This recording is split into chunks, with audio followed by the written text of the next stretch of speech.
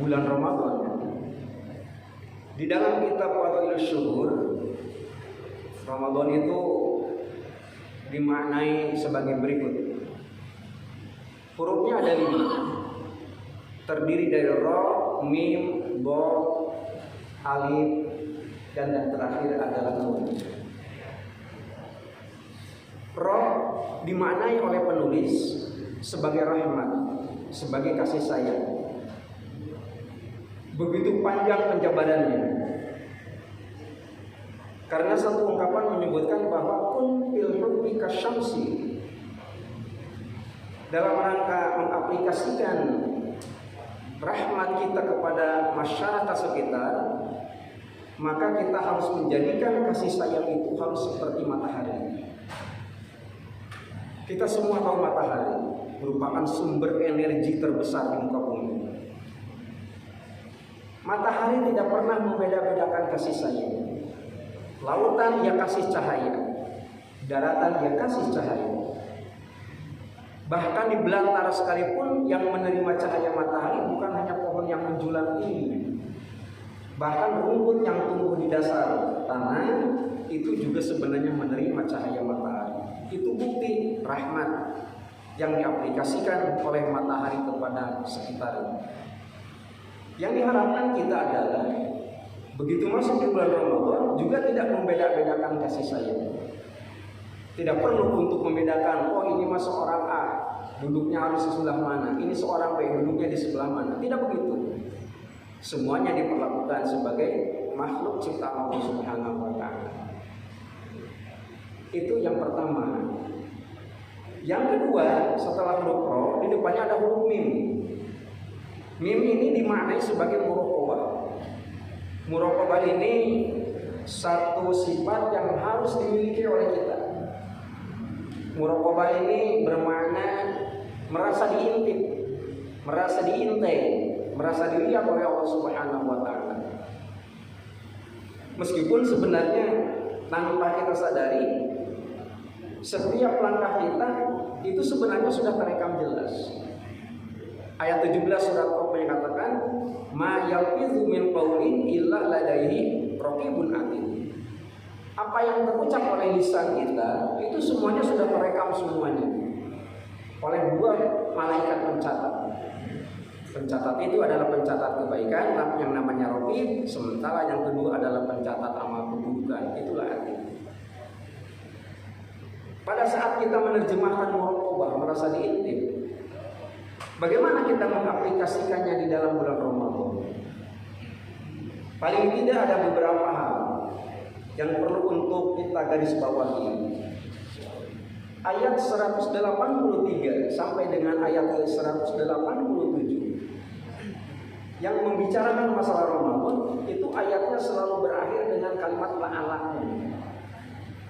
Mudah-mudahan, bentuk permohonan kita kepada Allah Subhanahu wa Ta'ala. Hanya yang tidak boleh kita abaikan adalah kalimat la'alla di dalam tata bahasa Arab ini sifatnya ditaroji. Ditaroji ini artinya bentuk permohonan yang dikabulkan atau tidak dikabulkannya permohonan kita oleh Allah Subhanahu wa Ta'ala ini akan bergantung kepada usaha kita. Ayat 183. Ya ayyuhalladzina amanu kutiba alaikumusiyam kama kutiba alal ladzina min qablikum la'allakum tattaqun. Kalimat begitu. Artinya harapan kita pada waktu kita memasuki bulan Ramadan, output yang kita harapkan adalah kita ini menjadi orang yang takwa. Kemudian programnya apa yang harus kita lakukan? Nah, yang harus kita lakukan adalah apa yang diperintahkan oleh Allah Subhanahu wa Ta'ala sebelum kalimat la'alla itu. Kutiba alaikumusiyam, berpuasa. Hanya otomatis berpuasa itu sendiri, apakah kita yang berpuasa otomatis langsung menjadi orang yang bertakwa? Jawabannya belum tentu. Karena kalimatnya la'alla. Kalau kalimatnya la'alla itu sifatnya litaroji, yang dikabulkan ataupun tidak dikabulkannya itu bergantung kepada amal yang kita lakukan. Ditambah setelah itu ada tambahan, faman kana minkum maridun aw ala safarin fa iddatun seterusnya. Ini cerita tentang amalia sunnah. Dalam artian yang kita lakukan di bulan Ramadan ini bukan hanya amalia yang sifatnya wajib. Kalau sholat fardu yang 5 waktu di luar bulan Ramadan juga sudah kita lakukan, itu hukumnya wajib. Maka pada waktu bulan Ramadan, selain daripada sholatnya 5 waktu, ditambah satu kewajiban lagi berpuasa. Hanya ada kalimat waman tatawwa'a khairan dan seterusnya. Ini merupakan bentuk amalia sholat sunat. Sholat sunatkah, kemudian sedekah sunatkah, sebab sedekah juga ada yang wajib. Nah, kemudian yang dikatakan sebagai amalia sunat itu sendiri, yang diperlukan adalah melakukannya, bukan memperdebatkan, apalagi mengklaim diri sendiri paling baik. Orang lain yang tidak sama dengan apa yang kita lakukan dinyatakan sebagai salah. Tidak begitu. Kita tahu semuanya. Di luar sana orang sering membicarakan di masjid-masjid di sekitar kita ada yang melaksanakan sholat tarawih, ada yang 8 rakaat, ada yang 20 rakaat. Tidak usah diperdebatkan. Sebab yang akan ditanya oleh Allah Subhanahu wa taala nanti bukan hanya orang yang melaksanakan ibadah sholatnya, tetapi diminta pertanggungjawaban daripada gurunya. Begitu. Ini nggak tanggung-tanggung, Al-Quran yang mengatakan begitu. Al-Isra ayat yang ke-71. Yauma nad'u kulla unasin bi imamihim. Jadi nanti kalau ada orang sholat tarawih 8 rakaat ditanya, "Mengapa kamu 8 rakaat sholat tarawih?" Kata guru, "Mana gurunya?" Dipanggil. Itu kasusnya semacam begitu. Jadi yang biasa melakukan 20 rakaat tidak usah menyalahkan orang yang 8 rakaat, sebab yang 8 rakaat itu punya guru. Atau kebalikannya, ada orang yang melaksanakan sholat tarawih 20 rakaat, nggak usah disalahkan oleh orang yang biasa 8 rakaat, karena apa? Ada gurunya. Yauma nad'u kulla unasin bi imamihim. Yang harus mempertanggungjawabkan adalah yang ajarnya. Yang sholat tarawih 8 rakaat ada gurunya. Yang sholat tarawih 20 rakaat ada gurunya. Bahkan yang tidak sholat tarawih juga ada gurunya. Malah gurunya orang yang tidak sholat tarawih itu muridnya paling banyak.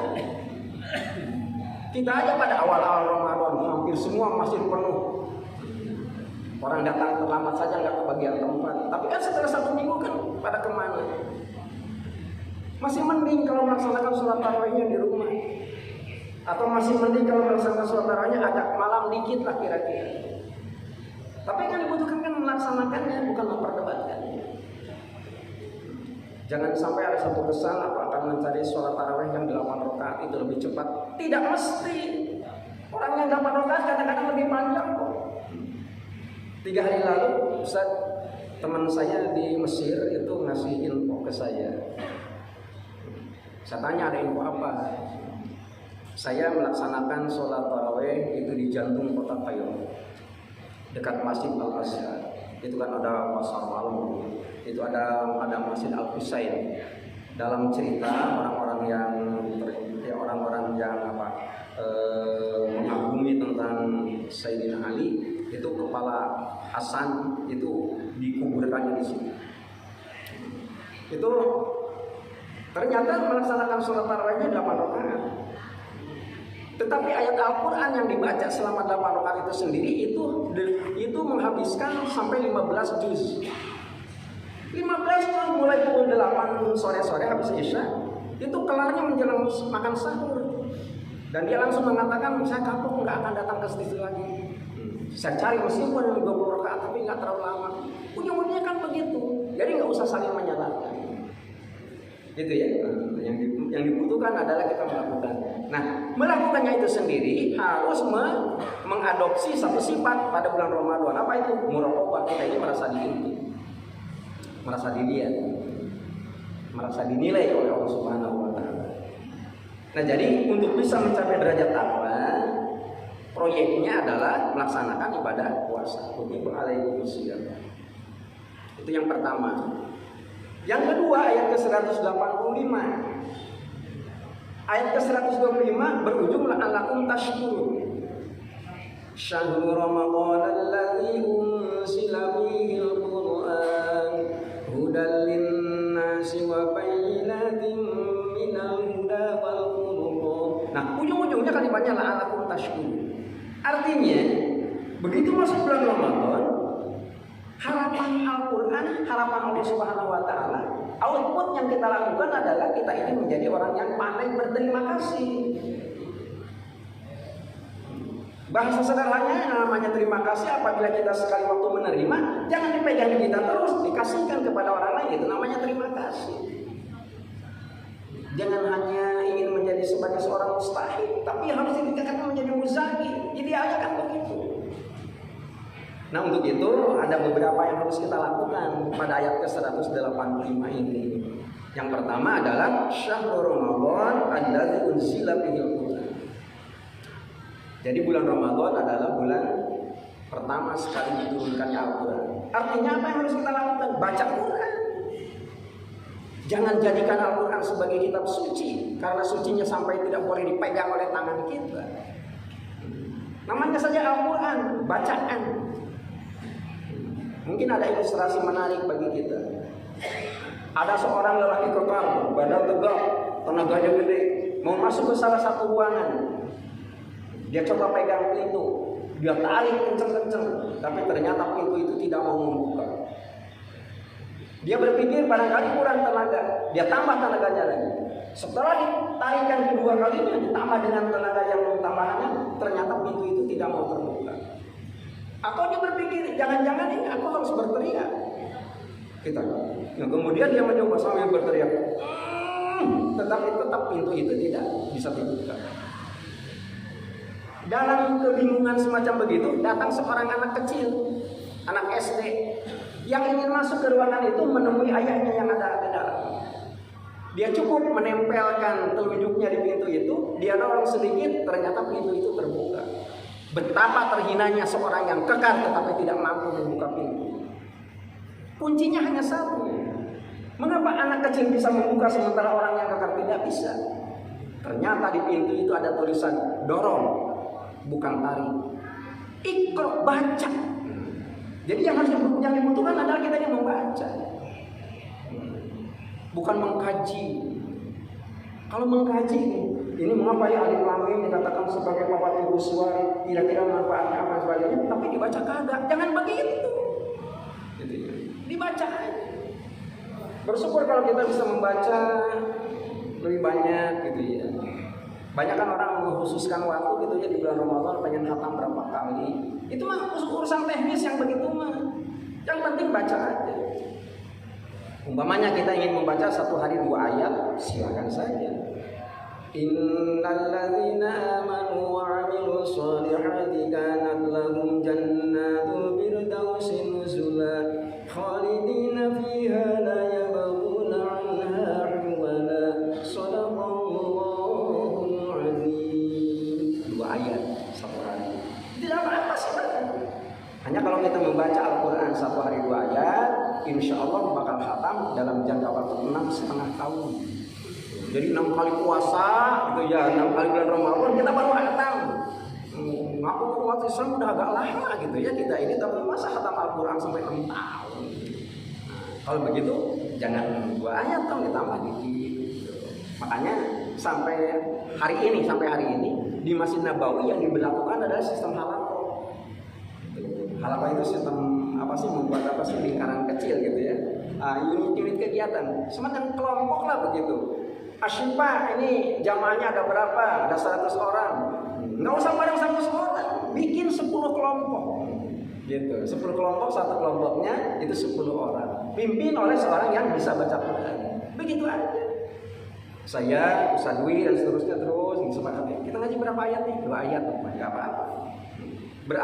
Berlawanan atau searah dengan jarum, jam muternya searah. Nah, saya memulai semacam tadi. Innal ladzina amanu wa 'amilus shalihati kanat lahum jannatul firdausi nuzula khalidina fiha la yabghuna 'anha hiwala. Shadaqallahul azim. Kemudian saya menyerahkan kepada Ustaz Dwi, taqabbalallahu minkum. Maka semua anggota kelompok itu menjawab, minna wa minkum taqabbal ya karim. Ustaz Dwi tinggal melanjutkan ayat berikutnya. Walau kana al-bahru midadan li kalimati rabbi lanafidal bahru qabla an tanfada kalimatu rabbi walau ji'na bimithlihi madada. Terus dua ayat shadaqallahul azim gitu. Nanti kebagian semuanya. Nah, ini program agar kita menjadi orang yang pandai bersyukur di bulan Ramadan. Ujung-ujungnya la'allakum tashkurun, diawali dengan syahrul Ramadan unzila fil Qur'an. Nah, apa program kedua agar kita menjadi orang yang pandai bersyukur? Ada kalimat walitukmilul iddata sebelum akhir daripada ayat itu. Walitukmilul iddata ini artinya sempurnakan hitungan bulan Ramadan. Kita nggak usah nanya-nanya, ini kira-kira Lebaran jatuh pada hari apa ya? Dengerin aja, nanti juga pemerintah akan ngomongin kok. Nggak usah diomongin juga, sudah banyak yang Lebaran sekarang. Nama warungnya aja ditutup, gitu. Padahal kaki-kakinya kan kelihatan. Meskipun ditutup sebenarnya buka sebenarnya. Nah, untuk menghindari yang semacam begitu, walitukmilul iddata ini kan menggunakan kalimat bil amr. Kata kerja bentuk perintah, sempurnakan. Artinya kalau belum tanggal 1 Syawal maka kita nggak boleh baca, nggak boleh bocor puasa, semacam begitu. Kecuali ada izin syarat. Dalam artian orang umpamanya mau pulang kampung, tidak ada waktu yang tepat kecuali itu tiketnya kebagian di situ, maka dengan jarak tertentu diperbolehkan, diizinkan untuk tidak berpuasa. Tetapi harus diganti pada hari yang lain. Itu kecuali yang begitu. Itu ya. Nah, jadi walitukmilul iddata disempurnakan. Meskipun dari sekarang juga sudah banyak orang yang secara soroh gitu ya, mungkin sambil gurau dengan temannya. Alhamdulillah sekarang Lebaran sudah tinggal menghitung hari. Memang begitu kita mulai juga, memang Lebaran sudah tinggal menghitung hari. Dan hanya kan nggak banyak-banyak, hanya 30 gitu ya. Nah, kemudian ada lagi program di ayat yang ke-185 ini. Apa programnya? Walitukabbirullah. Begitu terbenam matahari pada hari terakhir bulan Ramadan, kita ini dianjurkan untuk membaca takbir, melantunkan takbir. Normal kok. Dalam artian kalimatnya kalimat yang biasa. Allahu Akbar, Allahu Akbar, Allahu Akbar. La ilaha illallah, Allahu Akbar, Allahu Akbar, walillahil hamd. Hanya begitu. Kita semuanya udah tahu semuanya. Bukan masalah bisa ataupun tidak, tapi mau apa tidak kita bacanya. Kalau di bulan Ramadan kan masih hampir semua masjid itu kalau sore-sore ramai sama anak-anak. Gitu. Ada yang main petak umpet segala, main kejar-kejaran di masjid. Gitu. Agak malam baru terdengar ada orang melantunkan takbir. Semakin malam semakin merdu suaranya. Begitu kita intip ternyata yang takbirannya bukan manusia, pita kaset. Yang dikhawatirkan nanti pita kasetnya yang masuk surga, orangnya enggak. Ya kan enggak nyaman kita kan diomongin semacam begitu. Nah, daripada begitu, kalau dalam satu masjid, kalau ini kan maaf, ini tidak berpenduduk ya selain daripada pegawai PMI dan pasien barangkali begitu. Kalau di kampung-kampung kan kita juga di kampung. Umpamanya ada masjid, kemudian di masjid itu ada berapa? Ada 50 jamaah aktif umpamanya. Bagi aja 10 kelompok. Jadi satu kelompoknya itu 5 orang. Nah, 5 orang ini bertanggung jawab untuk memimpin takbiran itu dalam jangka waktu setengah jam umpamanya begitu. Jadi nggak capek. Yang lain mau mengikuti silakan, nggak juga nggak apa-apa. Tapi yang bertanggung jawab pada jam itu umpamanya pukul 8 Isya sampai setengah 9, yang 5 orang itu. Itu kan sekedar kalau setengah jam kan nggak capek amat gitu. Nah setelah pukul 8.30 sampai pukul 9, pukul 21 ganti pemain gitu ya, itu 5 orang berikutnya. Itu sampai malam sampai keesokan harinya juga nyaman kita baca sholat gitu. Dulu ada pernah terjadi kasus ya di Bali itu malam takbiran ini bersamaan waktunya dengan hari raya Nyepi gitu. Orang Islam ingin takbiran ini meriah dengan memandangkan lantunan takbir. Di sisi lain orang Hindu itu juga ingin khusyuk gitu melaksanakan acara hari raya Nyepinya. Itu sampai ke tingkat Pemda itu. Memusyawarahkan bagaimana caranya. Jadi yang dibutuhkan adalah kesepakatan. Ujung-ujungnya sepakat. Yang nyepi silakan terus nyepi, yang takbiran silakan terus takbiran, hanya jangan sampai saling mengganggu. Artinya kalau orang yang mau takbiran silakan saja di masjid gitu, tapi tidak usah menggunakan pengeras suara keluar, hanya gitu aja. Dan yang saya tahu apabila kita nyebrang dari Banyuwangi ke Gilimanuk itu sampai jantung kota Denpasar itu ada 64 masjid di pinggir jalan. Masjid gede semuanya juga. Dan umumnya masjid itu berdampingan dengan pura. Jadi kalau acaranya bentrok semacam begitu, malam takbiran juga bersama dengan hari raya Nyepi, itu kasusnya semacam begitulah. Nah di jantung kota Denpasar itu nama masjidnya Masjid At-Taqwa. Ketua DKM-nya Pak Haji Kosasi, orang Tasikmalaya, tukang kiriit. Jadi ketua DKM di Denpasar jantungnya. Nggak tanggung-tanggung gitu ya kalau memang sedang melaksanakan ibadah kepada Allah Subhanahu wa Ta'ala. Tuh. Nah jadi di ayat yang ke-185 ini ada 3 hal yang tidak boleh kita abaikan. Saya ulangi, baca Quran. Yang kedua kita menyempurnakan hitungan bulan Ramadan. Yang ketiga adalah kita ini harus takbir. Baru kalimatnya la'allakum tashkurun. Kemudian pada ayat yang ke-186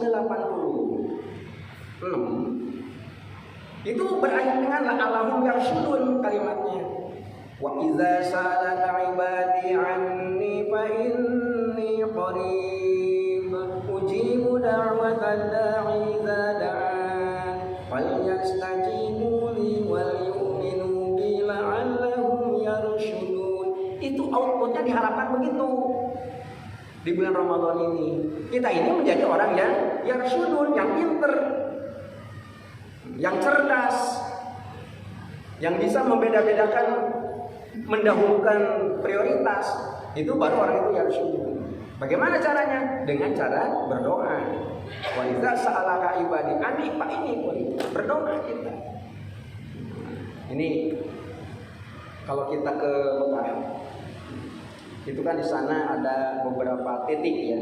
Saya catat ada 11 di Haram saja.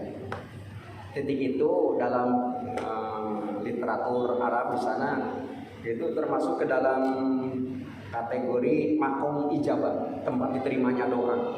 Kita mau ngomong apa kalau memang di tempatnya itu Allah Subhanahu wa Ta'ala akan memperkenankan. Semacam Zam-Zam, semacam makom Ibrahim, Hijri Ismail, ada Sofa, ada Marwah. Kesemuanya itu nggak bisa dibawa ke sini, ke Bogor nggak bisa. Tetapi bijaknya Allah Subhanahu wa Ta'ala, kalau di sana ada makom ijabah, di luar itu ada yang namanya waktu ijabah. Waktu diterimanya doa. Nah, ini harus kita manfaatkan di bulan Ramadan ini. Harus ada proyek tentang itu. Mungkin ada umumnya di mana-mana di masjid-masjid itu ada iftar jama'i gitu ya, artinya buka puasa bersama di mana-mana juga begitu. Itu programnya begitu indah sebenarnya. Programnya begitu indah dalam artian nanti akan dipimpin acara itu oleh seorang imam. Siapa saja yang ditunjuk oleh peserta yang jadi imam, pimpinannya. Pada waktu berbuka puasa, sang imam itu memimpin doa. Seyogianya doa yang dipanjatkan bukan hanya Allahumma lakas sumtu, tapi doa-doa lain untuk kemaslahatan hidup. Oh, negara kita membutuhkan apa nih? Membutuhkan semangat perdamaian umpamanya. Mengapa kita tidak dipanjatkan pada waktu itu? Karena di luar makom ijabah itu ada saat ijabah, ada waktu-waktu diterimanya doa. Literatur banyak menyebutkan banyak sekali waktu diterimanya doa. Satu di antaranya adalah doa orang yang berpuasa saatnya berbuka puasa. Makanya ditambahkan dikit, disisipkan di situ doanya. Bebas kita mau baca pakai bahasa apa. Allah kan ngerti semua bahasa kan dari Allah Subhanahu wa Ta'ala. Begitu. Itu diupayakan agar kita menjadi orang yang cerdas. Yang cerdas memilah-milah. Memilah-milah mana yang harus kita. Hanya pesan saya satu. Apabila sekali waktu Bapak diundang, termasuk saya hari ini diundang di Masjid Al-Musolat di Cirebon, itu sudah saya wanti-wanti kepada panitia. Saya akan hadir dan saya akan menepati janji akan hadir sebelum datangnya waktu maghrib dengan catatan tidak mencederai sholat. Hanya itu aja. Dengan tidak mencederai sholat itu sendiri begini maksudnya. Yang saya saksikan di beberapa tempat itu, orang ingin buka puasa bersama bareng di masjid, menyediakan makanan takjil begitu banyak. Umumnya sebelum takjilnya habis, sholat maghrib belum dimulai. Maghrib pukul 6, pukul 7 lewat dikit itu sudah masuk isya. Ini karena makanan takjilnya banyak, ini jam 7 kurang seperempat baru sholat maghrib. Nggak banyak manfaatnya itu buka puasa bersama semacam itu. Saya udah wanti-wanti nanti malam. Silahkan saja menyediakan takjil sebanyak-banyaknya, nggak ada orang larang kok. Hanya takjil itu dihentikan saat muadzin mengumandangkan hayya 'alas shalah. Saya di mana-mana juga begitu kalau buka puasa tiap hari juga gitu. Nah, sebenarnya bisa direkayasa sebenarnya gitu ya. Cari muadzin yang napasnya panjang kan gampang sebenarnya. Kalau orang azannya begini, Allahu Akbar, Allahu Akbar, merdu, tapi jangan dipakai dulu. Cari yang napasnya panjang. Allahu Akbar,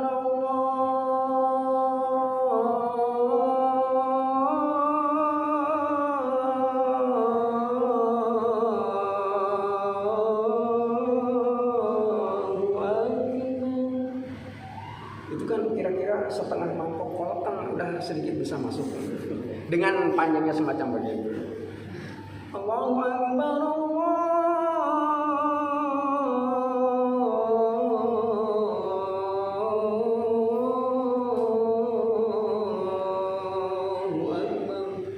Lagi minum. Hanya nanti pada waktu muadzin mengatakan hayya 'alas shalah, semuanya harus dihentikan dan semuanya harus sudah siap di atas sajadah. Kalaupun mau meneruskan kan sholat tidak lama-lama amat padahal. Nggak usah diselesaikan dulu, baru sholatnya nanti, nggak begitu aturannya. Nah itu yang perlu kita pertimbangkan. Artinya di satu sisi kita ingin memperoleh keuntungan dengan buka puasa bersama, tapi di sisi lain justru kita ini terancam, gitu ya, terancam akan bukan dianulir, bukan dalam artian ya akan kehilangan nilai. Tuh. Yang terakhir pada ayat yang ke-187 ini masih bercerita tentang puasa. 187 daripada surat Al-Baqarah. Kepada bapak dan ibu, memasuki hari 10 hari terakhir bulan Ramadan, jangan terlampau akrab dengan bantal dan guling. Biasanya kan karena kurang tidur itu biasanya kita lebih akrab itu dengan bantal dan guling. Nah, 10 hari terakhir itu ada kalimat wala tubashiruhunna wa antum aqifuna fil masajid. Jadi yang diprioritaskan itu kalimatnya alakum tatakun lagi ujungnya, agar kita menjadi orang yang bertakwa. Itu kita ini jangan terlampau memperbanyak tidur. Sampai-sampai wala tubashiruhunna, jangan kau mubasyarah, jangan kau tidur bersama bagi seorang suami dengan istrinya. Wa antum aqifuna fil masjid, pada saat kau sedang melaksanakan i'tikaf di masjid. Ini masjid begitu megah. Mungkin yang i'tikafnya enggak banyak-banyak amat, sedikit. Di dalam kitab Fiqih Alal Madzahibil Khamsah karangan Syekh Ja'far Shadiq disebutkan, kita menerjemahkan masjid bukan bangunan, tapi yang namanya masjid adalah dimanapun tempat kita bersujud itu namanya masjid. Kalau di dalam kitab itu, di Aziziyah di Mekah dulu saya pernah ngobrol-ngobrol dengan orang-orang sana gitu. Apa bedanya masjid dan musola? Kalau di kita kan masjid dan musola kan sama-sama bangunan untuk sholat gitu ya. Hanya kalau masjid dipakai sholat Jumat, kalau musola meskipun ukurannya gede tapi nggak dipakai sholat Jumat, itu namanya musola. Ternyata kalau di Mekah yang namanya musola itu sajadah. Jadi yang namanya bangunan meskipun kecil itu masjid katanya, kalau ini saja, kalau ini baru musola katanya, tempat sholat yang begini bedanya. Nah maksud saya dalam kitab Fiqh Alal Madzahibil Khamsah itu disebutkan kita tidak perlu untuk menerjemahkan yang namanya masjid itu bangunan, tapi adalah tempat di mana kita tepat melaksanakan ibadah sholat, itu namanya masjid. Makanya untuk mengaplikasikan ayat ke-187 surat Al-Baqarah terkait dengan i'tikaf itu, tentukan satu sudut di rumah. Kalau sekali waktu berhalangan, umpamanya kita nggak datang ke masjid, tentukan dari sekarang. Umpamanya di sudut ruangan tengah, ataupun barangkali di ruang tamu, atau di mana pun, gelar saja ada dari sekarang. Niatkan untuk i'tikaf di situ. Itu akan lebih baik ketimbang kita harus berhujan-hujan kemana-mana yang ujung-ujungnya karena nggak ada teman sampai nengok kiri nengok kanan. Nggak usah begitu. Dulu kalau yang namanya berkholwat menyendiri itu mencari buah supaya tidak banyak rintangan. Kalau sekarang nggak musim orang berkholwat itu. Kalau berkholwat di tempat ramai mestinya kalau zaman sekarang. Datang ke Jakarta tempat keramaian. Apa tujuannya? Al-Hijr ayat yang ke-65. La yaltaqit minkum ahad. Fungsi mata untuk melihat, fungsi telinga untuk mendengar. Saat kita melaksanakan ibadah, apa yang kita lihat, apa yang kita dengar tidak usah mempengaruhi hati kita yang ajak kepada Allah Subhanahu wa taala. Itu namanya begitu. Gitu ya. Mohon maaf, ini mungkin kalau orang-orang anak-anak kita sedang ada di pondok pesantren berpuasa, mungkin nilainya hanya 1, nggak ada tantangan kalau di pesantren.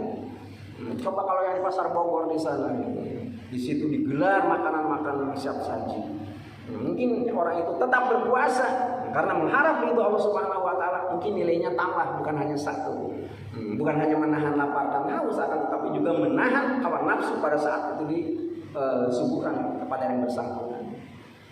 Saya begitu gitu ya. Jadi ayat-ayat yang terkait dengan puasa banyak yang harus kita lakukan. Saya kerucutkan: yang pertama puasa, yang kedua baca Quran, yang ketiga menyempurnakan hitungan, yang keempat kita takbiran, yang kelima berdoa, yang terakhir adalah i'tikaf. Nah itu di luar itu sebenarnya masih banyak sebenarnya ya, tapi karena keterbatasan waktu kita berakhir sampai pukul 13. Itu saja yang sempat kita bincangkan pada siang hari. Meskipun tidak terlampau sistematis, mudah-mudahan bermanfaat bagi kita. Paling tidak kita bisa tahu apa yang harus kita lakukan dan apa yang harus tidak kita lakukan agar ibadah khususnya pada hari ini itu bisa lebih baik daripada kemarin. Kita akhiri dengan membaca doa kifaratul majlis. Bismillahirrahmanirrahim. Subhanallahumma rabbi wa bihamdika asyhadu an la ilaha illa anta astaghfiruka wa atubu ilaik. Assalamualaikum warahmatullahi wabarakatuh.